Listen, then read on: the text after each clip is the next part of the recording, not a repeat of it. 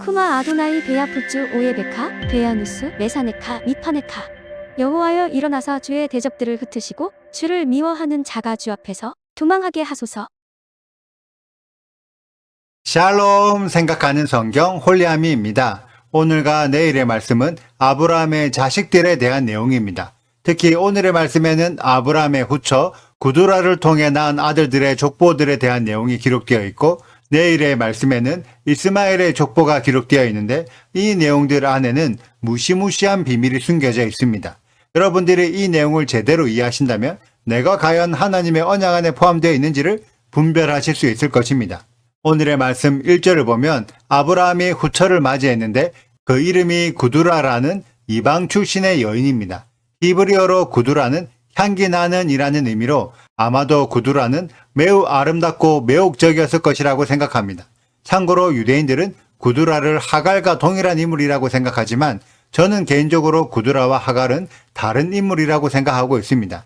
유대인들이 구두라를 하갈과 동일한 인물이라고 생각하는 이유는 아브라함은 하나님의 사람으로 완전한 모범을 보여야 하는데, 아브라함이 사라가 죽은 이후에 새로운 여자를 만났다는 것에 대하여 트집을 잡지 않기 위해서였고, 특히 구두라가 이방 출신의 여인이었기 때문에 자기 아들 이삭은 자기 친척 중에서 아내를 맞이하게 했으면서 자신은 이방 여인을 아내로 맞이한 것으로 인해 흠집을 내지 않기 위해서입니다. 그래서 유대인들은 아브라함의 생애를 완전한 순종의 모습으로 포장하고 싶어 하죠. 물론 저 역시 아브라함의 생애를 폄하하거나 흠집을 내고 싶은 마음은 전혀 없습니다. 하지만 우리들은 성경에 기록된 말씀을 근거로 정확하게 판단해야 할 책임을 가지고 있다고 생각합니다. 그래서 제가 구두라를 하갈과 다른 인물이라고 생각하는 성경적인 근거를 설명드리겠습니다. 1절을 보면 아브라함이 구두라를 맞이하여 함께 산 것은 맞지만 그 관계가 정확한 혼인관계라는 증거는 없습니다. 그래서 6절을 보면 구두라가 낳은 아들들을 서자, 히브리어로는 필레게시로 첩이 낳은 자식이라고 기록되어 있습니다. 그래서 성경이 제시하고 있는 아브라함의 공식적인 아내는 사라 한 명뿐입니다. 심지어 이스마엘을 낳은 하갈도 12절을 보면 사라의 요정이라고 표현되어 있지 아브라함의 아내라는 표현을 사용하지 않았습니다.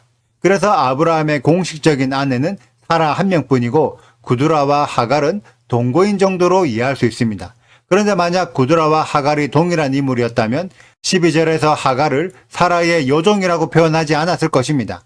그리고 또 다른 증거가 있는데 아브라함은 자신의 모든 소유를 이삭에게 주었고 구두라의 자식들에게는 일부의 재산만 주어 이삭으로부터 분리시켰습니다. 아브라함의 기준에서 이삭과 구두라의 자식들은 대우 자체가 달랐다는 거죠. 그런데 아브라함이 죽고 난 이후 9절을 보면 아브라함의 공식적인 아들을 이삭과 이스마엘이라고 인정하고 있습니다. 구두라의 자식들은 공식적인 아들로 인정받지 못했다는 것입니다. 만약 구두라와 하갈이 동일한 인물이었다면 이스마엘과 구두라의 자식들은 같은 대우를 받았을 것입니다. 하지만 성경에 기록된 대우가 확연하게 달랐기 때문에 우리들은 성경의 기록에 근거하여 구두라와 하갈이 다른 인물이라고 이해하는 것이 옳고, 하갈의 아들 이스마엘은 아브라함의 아들로 공식적인 인정을 받았지만 구두라의 자식들은 아들로 인정받지 못했다는 것을 이해하셔야 합니다. 그런데 이 부분은 매우 중요한 부분입니다. 오늘과 내일의 말씀에서 많은 아브라함의 자손들이 기록되어 있고 모두가 아브라함의 씨에서 태어났지만 성경은 그들을 서로 다르게 대우하고 있다는 것입니다. 어떠한 기준으로 자손들을 평가하고 서로 다르게 대우하고 있을까요? 우리들은 그 기준이 아브라함의 언약을 대하는 태도로 평가하고 있다는 것을 깨달을 수 있습니다. 그래서 하나님과의 언약을 중요하게 생각했던 사라와 사라의 아들 이삭은 아브라함의 언약에 포함되어 있지만 언약의 중요성을 깨닫지 못한 하갈과 구두라와 구두라의 아들들은 언약에 포함되지 못했습니다. 단 이스마엘을 통해서 하나님의 언약이 성취되지는 않았지만 이스마엘은 아브라함의 언약이 중요하다는 것을 알고 언약을 이삭에게 빼앗기지 않으려고 욕심으로 노력했기 때문에 그 노력에 의한 보상으로 또 다른 언약을 약속으로 받게 되었습니다. 이 내용이 내일의 내용이죠. 사라는 아브라함의 언약에 동참했기 때문에 아브라함과 같은 무덤에 묻힙니다. 이삭과 야곱도 아브라함의 언약에 동참했기 때문에 나중에 죽어서 아브라함과 함께 묻히게 됩니다. 그런데 하갈과 구두라의 아들들은 처음부터 아브라함의 언약에 무관심했기 때문에 결국 다른 곳에서 살다가 죽어서도 다른 곳에 묻히게 됩니다. 이처럼 아브라함의 언약을 어떻게 대하는지 그 태도에 따라 묻히는 장소가 달라집니다. 그렇다면 지금의 유대인들은 죽으면 어디에 묻힐까요? 이들은 아브라함의 언약이 매우 중요하다는 것을 알고 있기 때문에 결국 아브라함과 비슷한 곳에 묻히게 될 것입니다. 그런데 지금의 기독교인들이 죽으면 어디에 묻히게 될까요? 여러분들은 지금 아브라함의 언약을 어떻게 생각하고 계십니까? 그 생각에 따라 묻히는 곳이 달라지게 될 것입니다.